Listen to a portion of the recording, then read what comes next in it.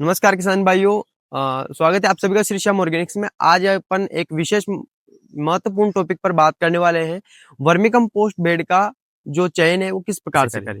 साथियों, बहुत से किसान क्या करते हैं, शुरुआत में जब वो वर्मी कंपोस्ट का बेड सेटअप तैयार करते हैं तो सही गाइडेंस नहीं होने की वजह से, सही जानकारी नहीं होने के अभाव के कारण, जगह का चुनाव सही नहीं करने के कारण उनको बहुत सारी समस्याओं का सामना करना पड़ता है और यही छोटी छोटी गलतियां आगे चलकर एक बड़े नुकसान का कारण बन सकती हैं।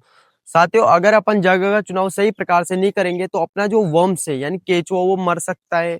जो अपनी खाद की गुणवत्ता है उसमें अपन को निरंतर जो बेनिफिट है वो नहीं मिल पाएंगे और तीसरा अपना केचुआ मर सकता है। इन सभी कारणों की वजह से अपन को जगह का चुनाव बहुत ही महत्वपूर्ण है कि अपन को बहुत अच्छे तरीके से इसका सोच समझ कर करना चाहिए।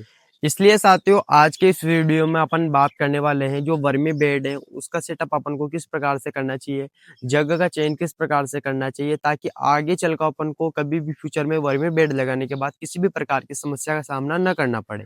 तो साथियों, शुरू करते हैं इस वीडियो को। अब अपन बात करने वाले हैं वर्मी बेड का चयन किस प्रकार से करें, मतलब जगह का चयन किस प्रकार से करें। तो सबसे पहले अपन को जो महत्वपूर्ण बात है वो ध्यान में रखनी है कि जो अपना वर्मी बेड अपन बनाते हैं उसमें जगह ऊंची और सूखी होनी चाहिए। यानी पानी अगर बरसात के दिनों में ज्यादा पानी भी भरा है तो पानी आराम से रिसकर नीचे एक नाली की सहायता से अपन पूरा बाहर निकाल सके।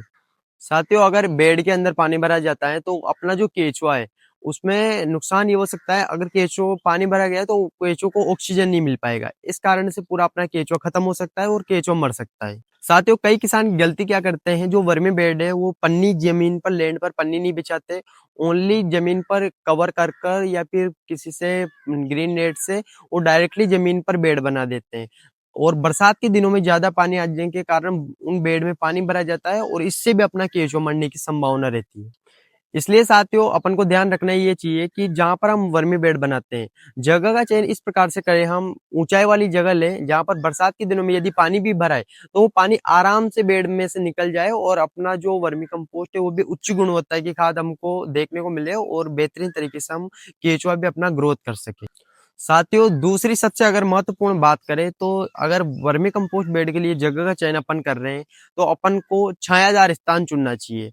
क्योंकि होता बहुत सी बार ये है, अगर सूरज की सनलाइट डायरेक्ट बेड पर पड़ रहा है तो इससे अपना केंचुआ कमजोर हो सकता है और केंचुए की जो कार्य करने की क्षमता है उसमें भी अपन को धीमी गति से देखने को मिल सकता है। इसलिए अपन को जितना हो सके या तो अपन ग्रीन नेट का यूज करें या फिर केले के पत्तों का यूज करें या फिर गेहूं की पुराली का यूज करें या धान की, आप जो भी आपके पास है आप उस समय वैसे कर सकते हो, कोई दिक्कत वाली बात नहीं है।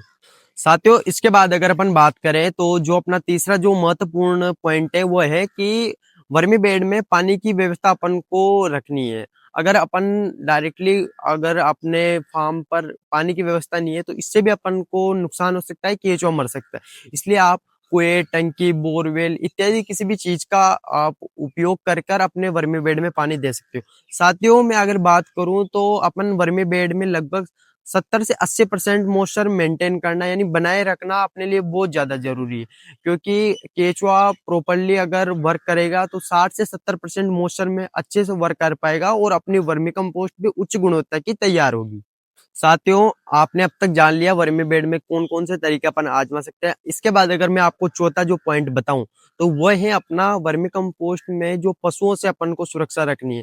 अपन को अपने फार्म के चारों ओर या तो चार दीवारी करनी है या फिर दूसरा जो तरीका है अपन ज्यादातर करते हैं, किसान कम बजट में कर सकते हैं कि अपन पूरे अपने फार्म के पूरे अपने वर्मी कंपोस्ट के तार का पूरा एक रोल लगा दे ताकि जो पशु है वो अपने वर्मी कंपोस्ट सेटअप में न आ सके। इससे आपको फायदा ये होगा, अगर पशु अपने फार्म पर आते हैं या वर्मी बेड में नुकसान करते हैं तो इनसे भी अपन को बहुत ज्यादा नुकसान देखने को मिल सकता है। इन सभी कारणों का भी आपको ध्यान रखना है।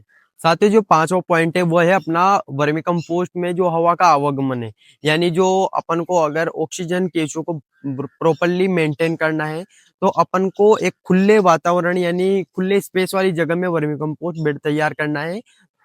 साथियों, इन सभी चीजों का आप जगह चुनाव करने के लिए ध्यान में रख सकते हो और इस प्रकार से आप एक वर्मी बेड सक्सेसफुल अपना फार्म डेवलप कर सकते हो। इसी चैनल पर हमने और भी वीडियो डाल रखे हैं, अगर आप भी वर्मी कंपोस्ट यूनिट सेटअप करना चाहते हो तो स्क्रीन पर आपको नंबर भी मिल जाएगा और आप यूनिट विजिट भी कर सकते हो। धन्यवाद। जय श्री श्याम।